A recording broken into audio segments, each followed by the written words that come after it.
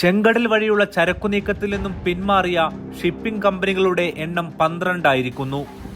Covid കാലത്തേതിന് സമാനമായ സാമ്പത്തിക പ്രതിസന്ധിയിലേക്ക് ഇസ്രയേലും ഈജിപ്തും പിന്നാലെ യൂറോപ്പും എത്തുകയാണ്.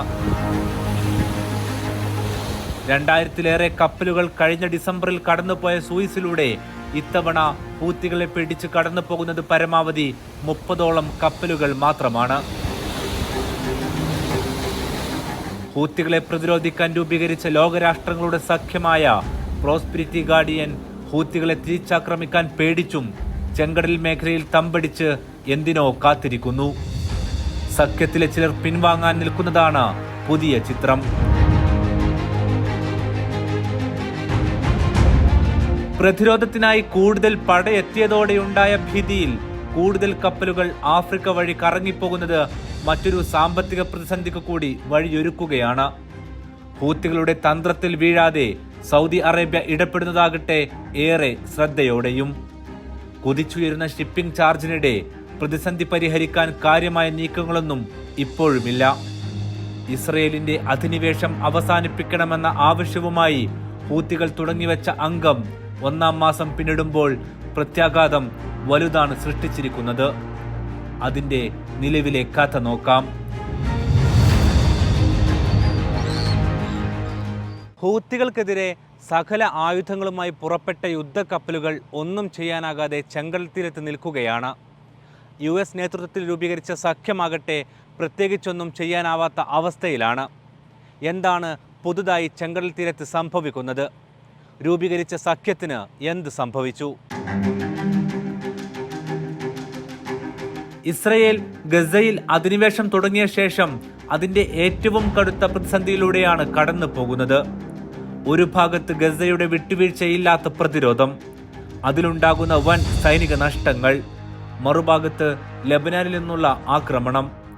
പക്ഷേ അവരധികം പ്രതീക്ഷിക്കാത്ത ഒന്നായിരുന്നു ഹൂത്തികളുടെ ചെങ്കടൽ കവാടത്തിലെ കാത്തിരിപ്പ്. ലോകത്തിലെ ചരക്കു നീക്കത്തിന്റെ 12%, കപ്പൽ നീക്കത്തിന്റെ 30% കടന്നു പോകുന്ന ബാബൽ മന്ദബ് അവിടെ പൂട്ടിട്ട് ഇസ്രയേലിലേക്കുള്ള സകല കപ്പലുകളും ആക്രമിക്കാൻ തുടങ്ങിയതോടെ ലോകത്തിന്റെ വിവിധ ഭാഗങ്ങൾ വീണ്ടും ഗസയെക്കുറിച്ച് ചിന്തിക്കാൻ തുടങ്ങിയിരിക്കുന്നു.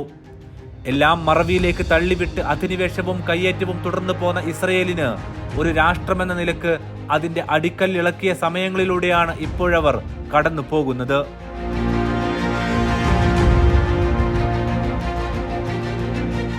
ലോകത്തിന്റെ വിവിധ ഭാഗങ്ങളിലേക്കുള്ള എണ്ണ കയറ്റുമതി ചെങ്കടൽ തീരത്തുകൂടെയായിരുന്നു.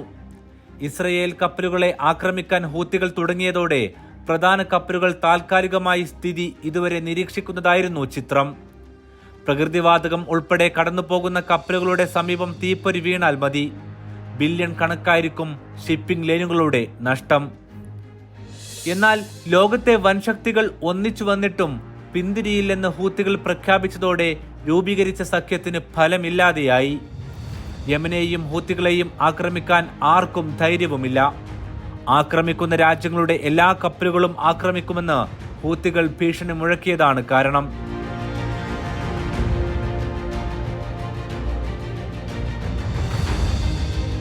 ലോകത്തെ ഒരു കുഞ്ഞു രാജ്യമാണ് യമൻ. ലോകത്ത് തന്നെ സാമ്പത്തികമായി തകർന്ന് ഏറ്റവും താഴേക്കിടയിൽ കിടക്കുന്ന രാജ്യം. അവിടെയുള്ള അഴിമതിക്കാരായ ഭരണാധികാരികൾക്കെതിരെ അന്നാട്ടിലെ വിമത വിഭാഗം പ്രക്ഷോഭം നടത്തി. അതിന് നേതൃത്വം കൊടുത്തവരായിരുന്നു ഹൂത്തികൾ. ഇന്നിപ്പോൾ യമന്റെ തീരപ്രദേശങ്ങളും തലസ്ഥാനമായ സെൻആ ഉൾപ്പെടെ സുപ്രധാന ഭാഗങ്ങളും ഹൂത്തി നിയന്ത്രണത്തിലാണ്. അതിനാൽ തന്നെ അവിടെയുള്ള നിയമാനുസൃത ഭരണകൂടത്തിന് ഒന്നും ഇവർക്കെതിരെ ചെയ്യാനാകാത്തതാണ് നിലവിലെ സ്ഥിതി. യമന്റെ തീരത്തുള്ള ചെങ്കടലിലേക്ക് കടക്കുന്ന പാതയായ ബാബൽ മന്ദബ് അങ്ങനെ ലോക സാമ്പത്തിക രംഗത്തെ പിടിച്ചുകുലുക്കുന്നതാണ് ഈ ആഴ്ചയിലെയും ചിത്രം. ഇതിനകം പ്രധാനപ്പെട്ട 12 ഷിപ്പിംഗ് ലൈനുകൾ ഈ മേഖല വഴിയുള്ള യാത്രയിൽ നിന്നും പിൻവാങ്ങിയിട്ടുണ്ട്. ചെങ്കടൽ വഴി പ്രവേശിച്ചാൽ എത്തുന്നതാണ് സൗദി തീരത്തുള്ള ജിദ്ദ തുറമുഖവും. സൗദിയുടെ ഷിപ്പിംഗ് ജിദ്ദയിൽ നിന്നും ദമാമിലേക്ക് മാറുകയാണ്. നിലവിലെ സ്ഥിതി ഇതാണ്. സൗദി അറേബ്യയുടെ വെസ്റ്റേൺ സൈഡിലുള്ള പോർട്ട് ജിദ്ദ പോർട്ടുണ്ട്, പിന്നെ കിങ് അബ്ദുള്ള പോർട്ടുണ്ട്. അപ്പോൾ റെഡ് സീയിൽ കയറാത്ത സാഹചര്യത്തിൽ ജിദ്ദയിലോട്ടും പിന്നെ അതേപോലെ കിങ് അബ്ദുള്ള പോർട്ടിലോട്ടും വരുന്ന എല്ലാ ഷിപ്മെൻറ്റും റീറൂട്ട് ചെയ്തിട്ട് ജബലലി വഴി കറങ്ങിപ്പോയി അവിടുന്ന് ജബലലി വഴി ദമാമിലേക്ക് കയറണം. അപ്പോൾ ചില ഷിപ്പിംഗ് ലൈന് ദമാമിലേക്ക് ഡയറക്റ്റ് സർവീസ് ഓഫർ ചെയ്യുന്നവരുണ്ട്. ചില കമ്പനികൾ പറയുന്നത് എന്താ വെച്ചാൽ അവർ ജബലലിൽ സാധനം കൊണ്ടുപോകും, പിന്നെ അവിടുന്ന് ട്രാൻസിറ്റ് ആയിട്ട് ജബലലിൽ ഓഫ്ലോഡ് ചെയ്യും, പിന്നെ അവിടുന്ന് മദർ വെസലിൽ ഓഫ്ലോഡ് ചെയ്ത സാധനം ഫീഡർ വെസൽ വഴി ചെറിയ കപ്പലുകൾ വഴി ദമാമിലേക്ക് മൂവ് ചെയ്യുന്നതാണ് പറയുന്നത്. ജിദ്ദയിലേക്ക് വരാൻ ചില ഷിപ്പിംഗ് കമ്പനികൾ സന്നദ്ധമാണ്. പക്ഷേ വൻ തുക ഇതിനായി ചിലവ് വരുന്നുണ്ട്. പിന്നെ സൗദിയിൽ നിന്നുള്ള ചരക്ക് നീക്കത്തിനുള്ള വഴി ദമാമിൽ നിന്നും ആഫ്രിക്ക വഴി കറങ്ങിപ്പോവുകയാണ്.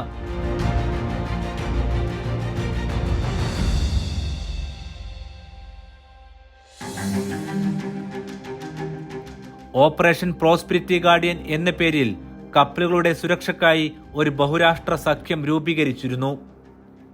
US, ഇസ്രയേൽ നേതൃത്വത്തിലായിരുന്നു ഇത്. പശ്ചിമേഷ്യയിൽ US നാവികത്താവളമുള്ള ബഹ്റൈൻ ഇതിൽ അംഗമാണ്. മറ്റൊരു അറബ് രാഷ്ട്രവും ഇതിൽ ഭാഗമാകാതിരുന്നതോടെ പദ്ധതി പാളി. 8 രാജ്യങ്ങളുടെ രഹസ്യ പിന്തുണ സഖ്യത്തിനുണ്ട് എന്ന് US പറയുന്നുണ്ട്. എന്നാൽ അതാരാണെന്ന് US വെളിപ്പെടുത്തിയിട്ടില്ല. ഹൂത്തി ആക്രമണം ഭയന്നാണിത്. ഏറ്റവും പുതിയ വിവരങ്ങൾ പ്രകാരം സഖ്യത്തിലുള്ള ചില രാജ്യങ്ങൾ പിൻവാങ്ങാൻ ഒരുങ്ങുകയാണ്. യമനെതിരെ ആക്രമണം നടന്നാൽ ആ രാജ്യങ്ങളുടെ എല്ലാ കപ്പലുകളും ആക്രമിക്കുമെന്ന ഭീഷണി കാരണമാണ് ഇതും. മാത്രവുമല്ല, സഖ്യം കൊണ്ട് ഗുണത്തെക്കാളേറെ ദോഷമാണ് ഉണ്ടായത്. സഖ്യം എന്നതോടെ യുദ്ധഭീതിയിലായി മേഖല. ഇതോടെ ഷിപ്പിംഗ് ലൈനുകൾ ചരക്കു നീക്കത്തിന് പുതിയ ചാർജുകളും ഏർപ്പെടുത്തി. ഓൾറെഡി ജിദ്ദ പോർട്ടിലേക്ക് ചില വെസൽസ് കോൾ ചെയ്യാമെന്ന് പറയുന്നുണ്ട്. പക്ഷേ അതിൽ തന്നെ $1,500 അഡീഷണൽ, $1,500 മുതൽ $2,000 അഡീഷണൽ ചാർജ് വന്നാലാണ് ജിദ്ദ പോർട്ടിലേക്ക് എത്തുള്ളൂ എന്ന് ചില ഷിപ്പിംഗ് കമ്പനികൾ ഓൾറെഡി പറഞ്ഞിട്ടുണ്ട്. കാരണം അത് വാർ റിസ്ക് സർചാർജ് എന്ന് പറയും. വാർ റിസ്ക് സർചാർജ് എന്ന് പറയുമ്പോൾ ഇവിടെ ഒരു വാറിൻ്റെ സിറ്റുവേഷൻ നിലവിലുള്ളതുകൊണ്ട് ഇൻഷുറൻസ് കൂടുതലാണ്. ഇൻഷുറൻസ് കൂടുതലാകുമ്പോൾ നാച്ചുറലി ഇൻഷുറൻസ് കമ്പനി ഷിപ്പിംഗ് കമ്പനികളെ ചാർജ് ചെയ്യും, ഷിപ്പിംഗ് കമ്പനി അത് എൻഡ് യൂസർക്ക് ചാർജ് ചെയ്യും. അപ്പോൾ അതുകൊണ്ട് $1,500 മുതൽ $2,000 വരെ ജിദ്ദ പോർട്ടിലോട്ട് മൂവ് ചെയ്യാൻ പറ്റുകയാണെങ്കിൽ ഓൾറെഡി ആ ചാർജിൽ ഇപ്പോൾ ഉള്ള കറണ്ട് ഷിപ്പിംഗ് റേറ്റിനെക്കാട്ടിലും $1,500 മുതൽ $2,000 വരെ കൂടും. വൻ തുകയാണ് ഇതോടെ ഷിപ്പിങ്ങിന് വന്നത്. കോവിഡ് കാലത്തതിന് സമാനമായ സാഹചര്യം. അപ്പോൾ ഈ ട്രാൻസിറ്റ് ടൈമിന് പുറമെ ഷിപ്മെൻറ്റ് ദമാമിലേക്ക് പോവുകയാണെങ്കിൽ കറണ്ട് ഇപ്പോൾ ഏകദേശം ഒരു $2,000 ഷിപ്മെൻ്റ് ആണെങ്കിൽ $4,000, $5,000 വരെ കണ്ടെയ്നറിൽ ചാർജ് കൂടാൻ സാധ്യതയുണ്ട്. അപ്പോൾ ഒരു 20 ഫീറ്റുമേ ഒരു $3,000 അല്ലെങ്കിൽ 40 ഫീറ്റുമേ $3,500 വരെ വ്യത്യാസം ഫ്രൈറ്റ് ചാർജിൽ വരും. പിന്നെ കൂടാത്തതിന് ദമാമിൽ നിന്ന് കണ്ടെയ്നർ ജിദ്ദയിലേക്ക് എത്തിക്കണം, അല്ലെങ്കിൽ ദമാമിൽ നിന്ന് റിയാദിലേക്ക് എത്തിക്കണം, ദമാമിൽ നിന്ന് മദീനത്തേക്ക് എത്തിക്കണം. അപ്പോൾ അതിൻ്റെ ട്രാൻസ്പോർട്ടേഷനും അഡീഷണൽ ആവും. സൗദിയിലെ ദമാമിൽ നിന്നും ആഫ്രിക്ക വഴി കറങ്ങി യൂറോപ്പിലെത്താം. അതും പക്ഷേ അത്ര എളുപ്പമല്ല. ജിദ്ദ തുറമുഖത്തുള്ള പോലെ എല്ലാ സൗകര്യവും ദമാമിൽ ഇല്ല. ഇതിനാൽ യൂറോപ്പിലേക്കും അമേരിക്കയിലേക്കും ചരക്കു നീക്കത്തിലത് കാലതാമസം വരുത്തും. ഫലത്തിൽ സാമ്പത്തിക പ്രതിസന്ധിക്കും കാരണമാകും. ടെമ്പററി സൊല്യൂഷൻ തന്നെ ഇപ്പോൾ as far as concern Saudi Arabia. Temporary solution ഇവിടുന്ന് ദമാമിൽ പോവാം. ദമാമിൽ ജബലലിക്ക് ഓപ്പറേറ്റ് ചെയ്യുക. USA ജബലലിയിൽ നിന്ന് നവശവയിലേക്ക് ഇന്ത്യ പോർട്ടിലേക്ക് പോയിട്ട് USA പോകാൻ പറ്റും. അതുപോലെ ജബലലിയിൽ നവശയിൽ നിന്ന് യൂറോപ്പിലേക്കും ഓപ്പറേറ്റ് ചെയ്യാൻ പറ്റും. പിന്നെ അധികം ആളുകളും പ്രിഫർ ചെയ്യുന്നത് Cape of Good Hope South Africa നേരത്തെ പറഞ്ഞതുപോലെയാണ്. കണ്ടെയ്നറുകളുടെ ചാർജിൽ $800 വന്നിരിക്കുന്ന വർധന. ഇതിനു പുറമെ വാർ റിസ്ക് ചാർജും ഭീമമായ ഇൻഷുറൻസും വേറെയുമുണ്ട്. എല്ലാം ഒരുക്കിയാലും ഇസ്രയേൽ വഴി കടന്നുപോയാൽ ആക്രമണം ഉറപ്പാണ്. ഇതോടെ മറ്റു വഴികളും ഷിപ്പിംഗ് ലൈനുകൾ തേടുന്നുണ്ട്. അതിൽ സമയനഷ്ടവും അധിക ദൂരത്തിനുള്ള ചാർജും എന്തായാലും വരും. ഇനിയിപ്പം വേറെ സൊല്യൂഷൻ തന്നെ സൂയിസിൽ നിന്ന് ഇങ്ങോട്ട് ഫീഡർ വെസൽ ജിദ്ദയ്ക്ക് കൊണ്ടുവരിക. ജിദ്ദയിൽ നിന്ന് ലോഡ് ചെയ്ത് നിന്നു സൂയിസിലേക്ക് അല്ലെങ്കിൽ അൽസോക്കിലേക്ക് പോയിട്ട് അവിടെ നിന്നു ട്രാൻസിറ്റായിട്ട് വേറെ വെസലിൽ മദർ വെസലിൽ മേജർ ഷിപ്പിംഗ് ലൈൻ്റെ വെസലിൽ ലോഡ് ചെയ്യാൻ പറ്റും. പക്ഷേ ഓട്ടോമാറ്റിക് അവരെന്താണ് ലാൻഡിങ് കോസ്റ്റ് 60,000 65,000 ഫീഡർ വെസലിന് അറേഞ്ച് എമൗണ്ട് ആവും. അത് ബിക്കം ഹൈ. അപ്പോൾ അതുകൊണ്ട് അതിൻ്റെ ഫൈനൽ ഡിസിഷൻ എല്ലാവരും എടുത്തിട്ടില്ല. ഇപ്പോഴും നിന്ന് ഫേം ഡിസിഷൻ എടുക്കാതെ ഇതിനെ മോണിറ്റർ ചെയ്തുകൊണ്ടിരിക്കുകയാണ്, ഒബ്സർവ് ചെയ്തുകൊണ്ടിരിക്കുകയാണ്. MSC ഉൾപ്പെടെ വൻകിട ഷിപ്പിംഗ് ലൈനുകൾ ഈ ആഴ്ച മുതൽ തീരുമാനമെടുത്തു തുടങ്ങുകയാണ്. ദമാം വഴി നീങ്ങുക എന്നതാണ് ആ തീരുമാനം. എങ്കിലും ചരക്ക് എത്തുന്ന സമയം സംബന്ധിച്ച് ഒരാൾക്കും ഉറപ്പ് കൊടുക്കാൻ ഷിപ്പിംഗ് ലൈനുകൾക്ക് സാധിക്കുന്നില്ല. ഇപ്പോൾ കറണ്ടിൽ ഷിപ്പിംഗ് ലൈൻ പറയുന്നത് ഞങ്ങൾക്ക് ഡെലിവറി നോ ഗ്യാരണ്ടി എന്ന് പറയുന്നത്.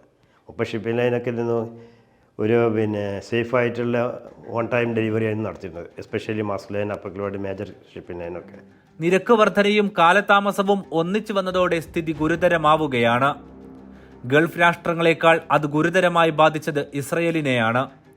ഏലിയാത്ത് തുറമുഖം ദുരന്താവസ്ഥയിൽ എത്തിക്കഴിഞ്ഞു. തുറമുഖ പ്രവർത്തനം 87% കുറഞ്ഞ് വെറും 13% എന്ന് CEO തന്നെ പറയുന്നു. ഷിപ്പിംഗ് കമ്പനികൾക്ക് ഇസ്രയേലിലേക്ക് കപ്പലുമായി പോകുന്നത് പേടിപ്പെടുത്തുന്ന സ്വപ്നമായി മാറുന്നു. ഇതുതന്നെയാണ് ഹൂത്തികൾ ആഗ്രഹിച്ചതും. പ്രതിസന്ധി ആദ്യം ഇസ്രയേലിനെയും ഈജിപ്തിനെയുമാണ് ബാധിച്ചത്. ഈജിപ്ത് ഇസ്രയേലുമായി ബന്ധമുള്ള രാജ്യമാണ്. ഗസയിലെ നീക്കങ്ങളിൽ ഈജിപ്തിനും ചെറുതല്ലാത്ത പങ്കുണ്ടെന്ന് ഹൂത്തികൾ കരുതുന്നു. സൂയസ് കനാലാണ് ഈജിപ്തിന്റെ പ്രധാന വരുമാന മാർഗം.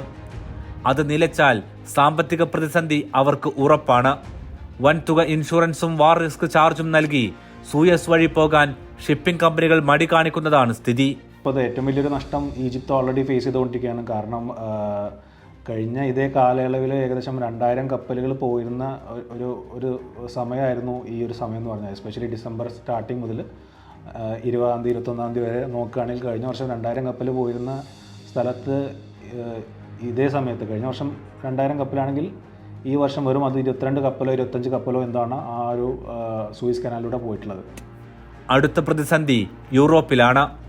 അത് സാമ്പത്തിക മാധ്യമങ്ങൾ ചൂണ്ടിക്കാണിക്കുന്നുണ്ട്.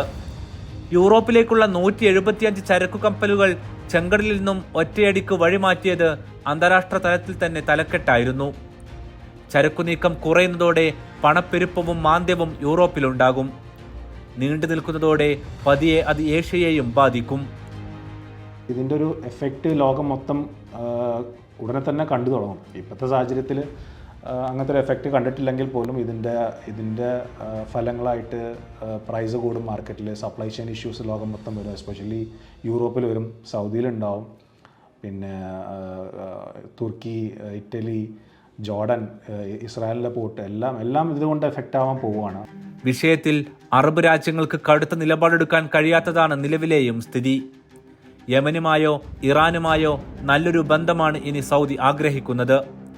ഇറാനിൽ നിന്നും തീർത്ഥാടകരും സന്ദർശകരും 8 വർഷത്തിനു ശേഷം വീണ്ടും എത്തിയത് കഴിഞ്ഞയാഴ്ചയാണ്. ഗസ യുദ്ധത്തിനു ശേഷം ഇറാനും സൗദിയുമായുള്ള ബന്ധത്തിൽ നിർണായകമായ പുരോഗതിയുണ്ടായതും ലോകം കണ്ടിട്ടുണ്ട്.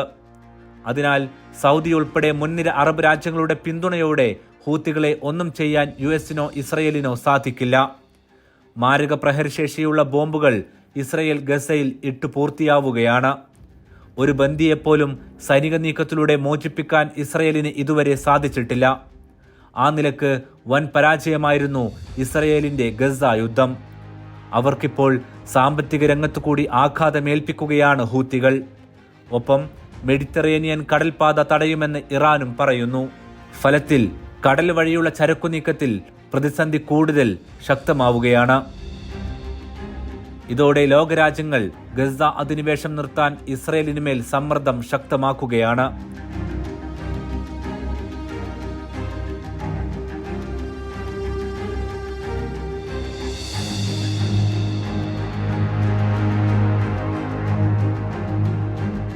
ഹമാസുമായി ആശയപരമായി ഭിന്നതയിലുള്ളവരാണ് ഹൂത്തികൾ. പക്ഷേ ഫലസ്തീൻ, ഗസ എന്നീ വിഷയങ്ങൾ വന്നതോടെ എല്ലാം അവർ മാറ്റിവെച്ചു. അതിനാൽ നട്ടെല്ല് പൊട്ടിയ ഇസ്രയേലിന് അവസാന ശ്വാസം നിലനിർത്താൻ നല്ലത് ഗസയിൽ നിന്നുള്ള പിന്മാറ്റമാണ്. അതില്ലാതെ ചെങ്കടലിൽ പ്രവേശിക്കുന്ന കപ്പലുകൾക്ക് ഫിർഔൻ ആണ്ടുപോയ ഈ കടലിന് താഴെ അന്ത്യവിശ്രമം കൊള്ളാം. ഇതാണ് ഹൂത്തികളുടെ അവസാന വാക്ക്.